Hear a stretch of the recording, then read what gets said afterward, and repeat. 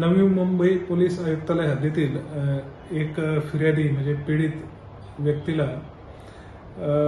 साधारण 18 मे 2023 ते 10 ऑगस्ट 2023 या कालावधीमध्ये एक अनोळखी नंबरवरनं व्हॉट्सअपद्वारे संपर्क व्हायचा आणि मग ते संपर्क होता होता त्या व्यक्तीशी चॅटिंग करता करता जो पीडित व्यक्ती आहे नवी मुंबईमधला तो त्या लोकांच्या म्हणजे आरोपींच्या सेक्सटॉर्शनच्या जाळ्यामध्ये फसला गेला की ज्याच्यामध्ये त्याला न्यूड व्हिडिओ दाखवले जायचे आणि मग त्या न्यूड व्हिडिओ बघताना त्याचा जो व्हिडिओ कॉल चालू असायचा त्या स्क्रीनचं त्यांनी रेकॉर्डिंग केलं आणि मग ते स्क्रीनचं रेकॉर्डिंग करताना तुम्ही अशा पद्धतीने न्यूड व्हिडिओ बघता मग तुमचे हे व्हिडिओ तुम्ही बघत असतानाचे व्हिडिओ आम्ही तुमच्या परिवाराला पाठवू नातेवाईकांना पाठवू युट्यूबवर व्हायरल करू अशा त्या पीडित व्यक्तीला धमक्या दिल्या जायच्या आणि त्यानंतर मग जर तुम्हाला याच्यापासून वाचायचं असेल तर तुम्हाला आम्हाला पैसे द्यावे लागतील अशा पद्धतीने त्याचं एक्सटॉर्शन केलं गेलं.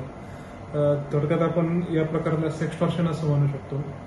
आणि त्या व्यक्तीकडून या 3-4 महिन्याच्या काळामध्ये जवळपास 43 लाख रुपये बँक अकाउंट थ्रू घेतले गेले की फक्त ते व्हिडिओ तुम्ही युट्यूबवर टाकू नका किंवा कुठल्या सोशल मीडियावर टाकू नका यासाठी.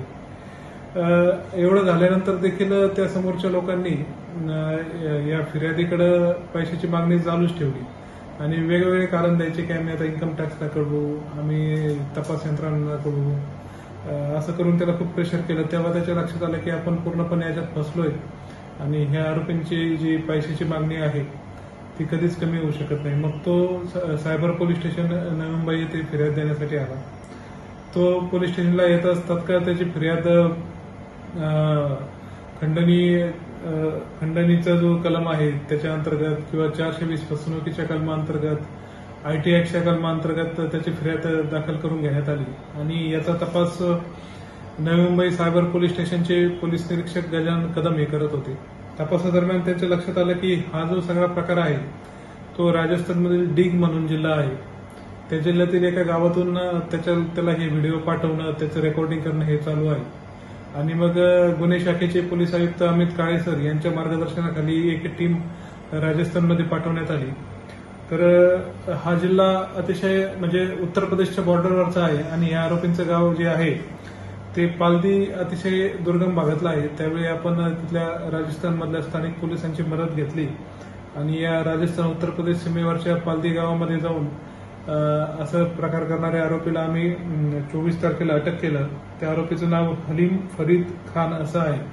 त्याला आता नवी मुंबईला आणण्यात आलेलं आहे आणि येथील कोर्टासमोर हजर करून त्याला 3 दिवसाचा PCR मिळालेला आहे. या गुन्ह्यामध्ये एकूण फिर्यादीचे 43 लाख रुपये गेले होते त्यापैकी 4 लाख रुपये परत मिळवण्यामध्ये आम्हाला यश आलेलं आहे आणि या गुन्ह्याचा पुढील तपास आणखी चालू आहे.